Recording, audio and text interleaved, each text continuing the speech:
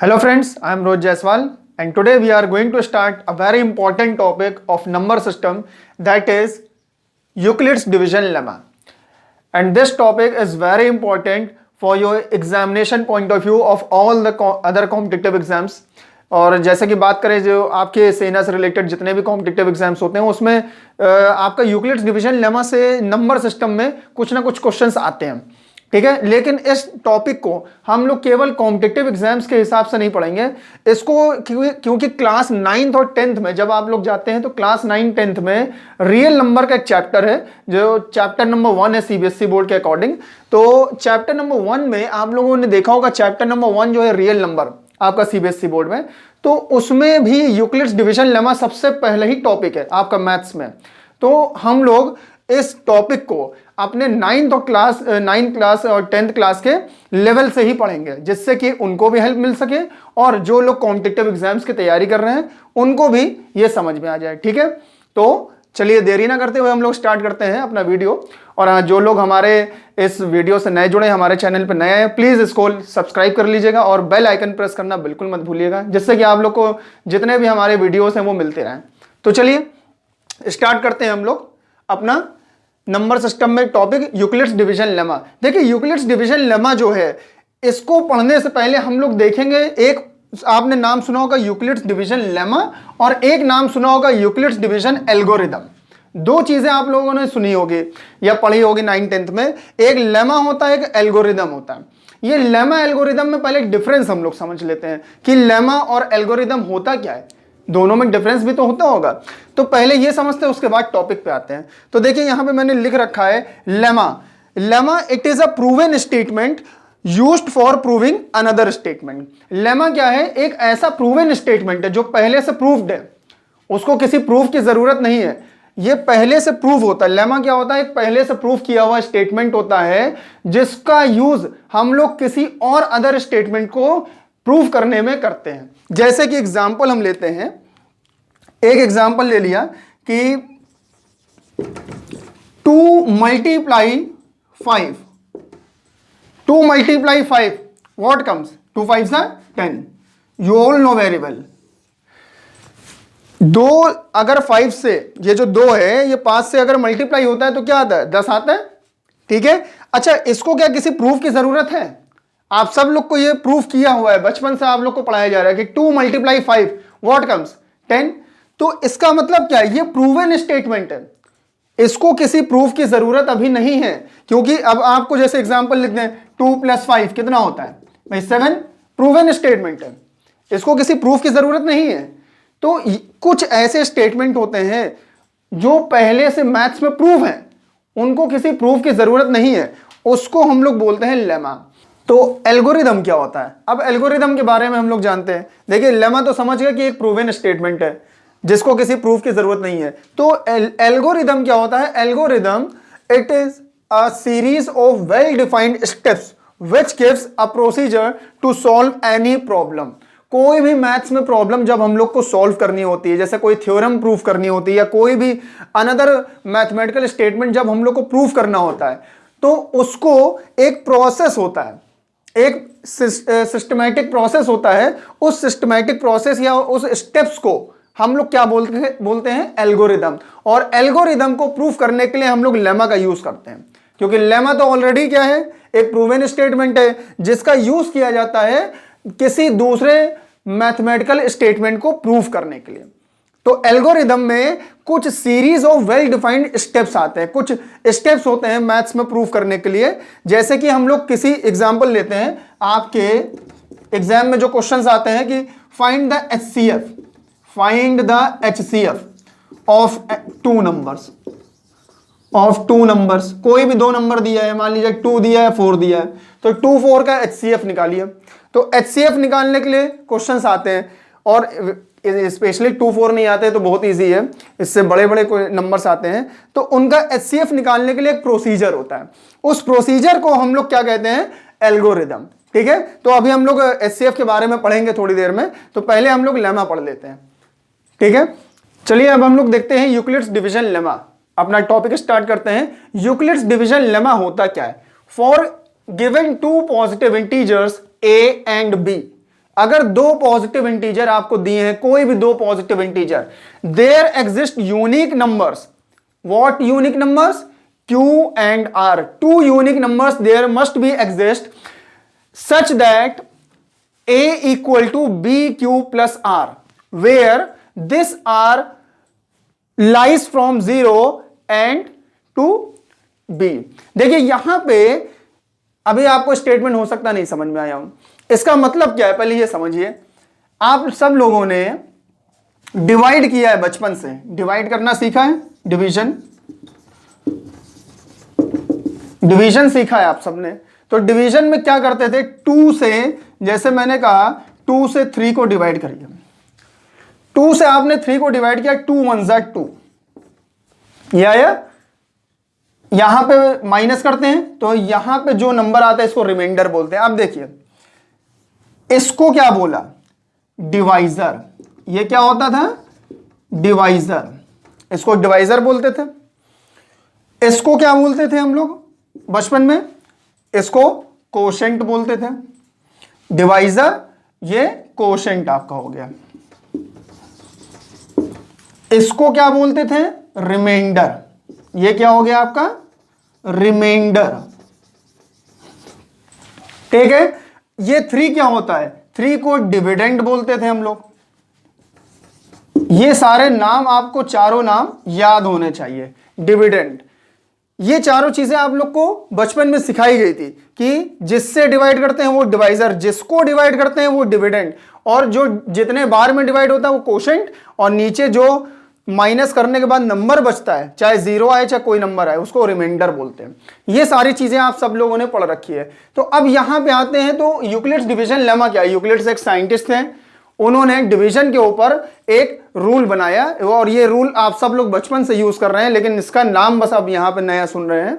तो क्या है कि A और B अगर कोई दो पॉजिटिव इंटीजर्स हैं, A और B दो पॉजिटिव इंटीजर्स हैं अगर, तो क्या कह रहा है, there exist unique numbers Q and R.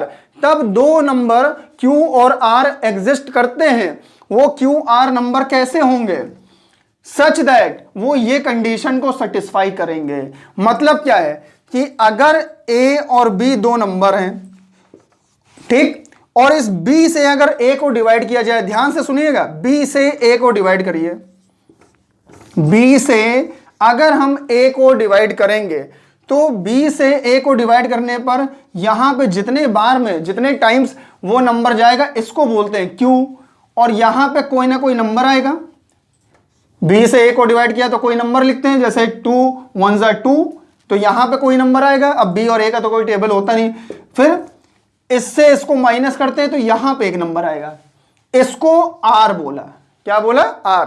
अब ध्यान से देखिएगा इस कंडीशन को, यहां से देखिए, A इक्वल टू क्या लिखा है, B multiply Q plus R.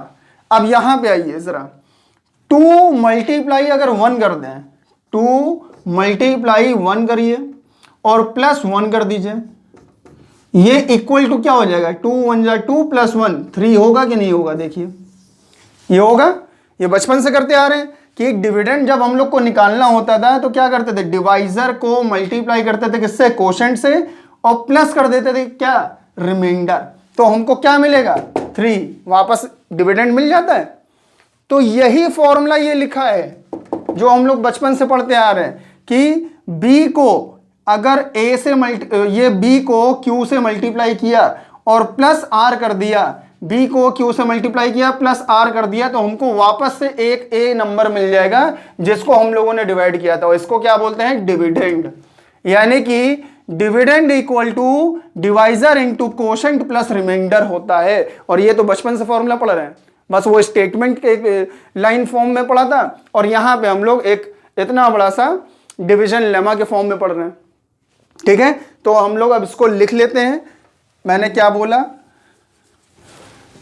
Dividend equal to, formula क्या होता है, डिविडेंड इक्वल टू, इस फॉर्मूले को ही लिख रहे हैं, ए को डिविडेंड बोला, इक्वल टू डिवाइजर, ये बी क्या हो गया, बी होता है डिवाइजर, इनटू क्यू क्या होता है, क्यू होता है कोशेंट,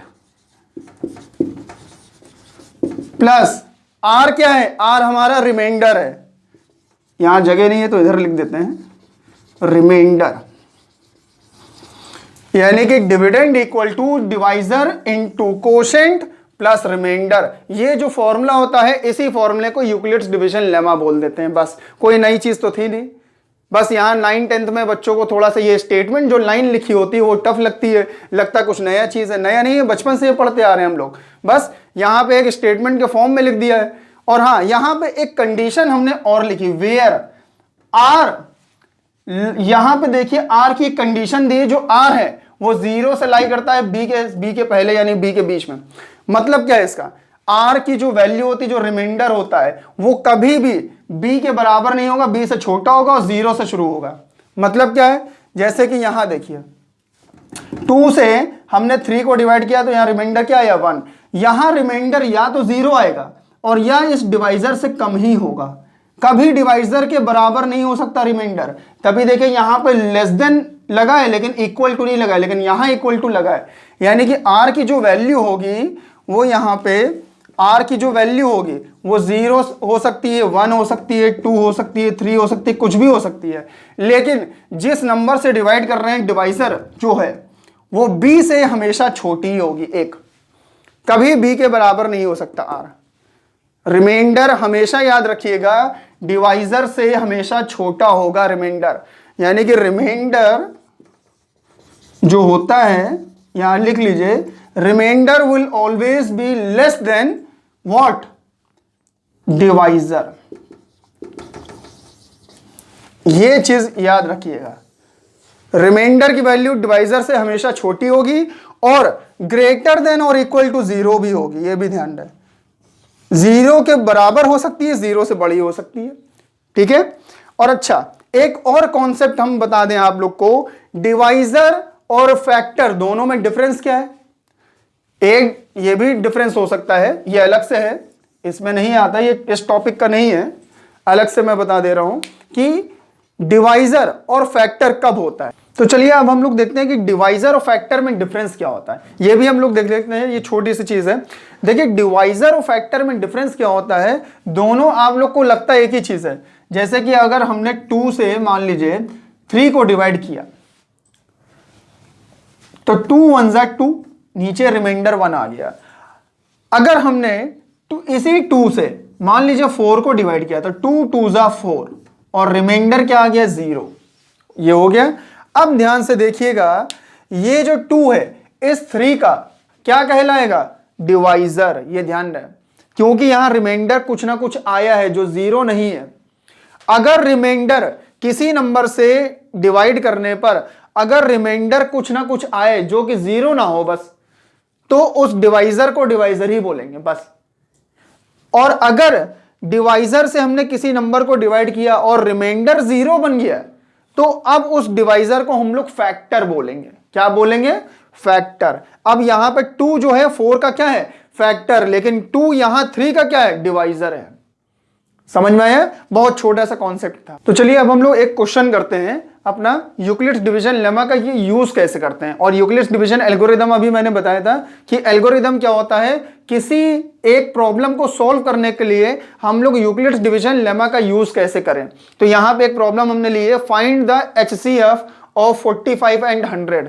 45 और 100 का HCF निकालना है by using Euclid's division lemma.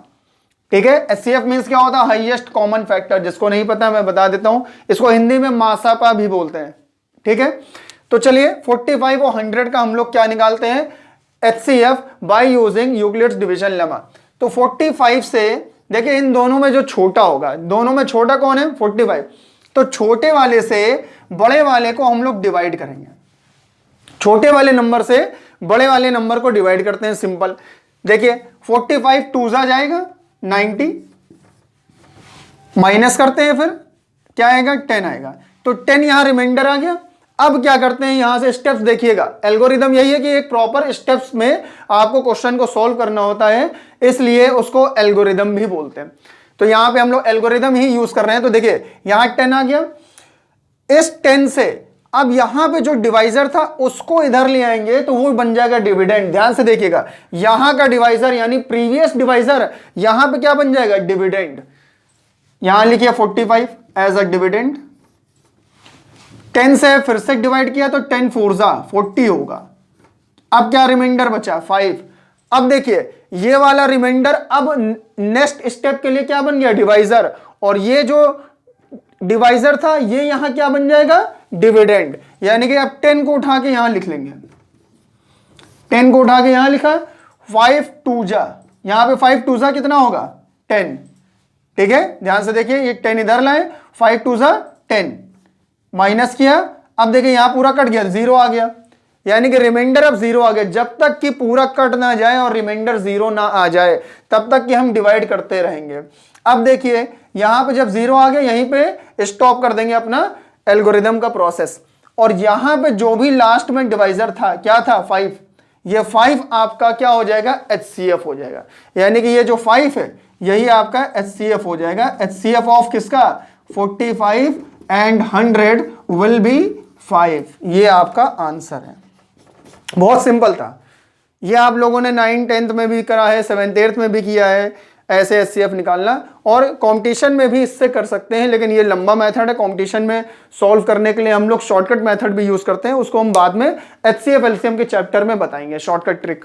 ठीक है मैं उम्मीद करता हूं कि आप लोगों को हमारा ये वीडियो पसंद आया होगा, और हमारे HCF LCM और एल्गोरिदम और लेमा में जो भी डिफरेंसेस थे वो मैंने पूरी कोशिश करी कि उसमें डिफरेंस आप लोग को समझ में आ जाए और बताने की पूरी कोशिश करी है।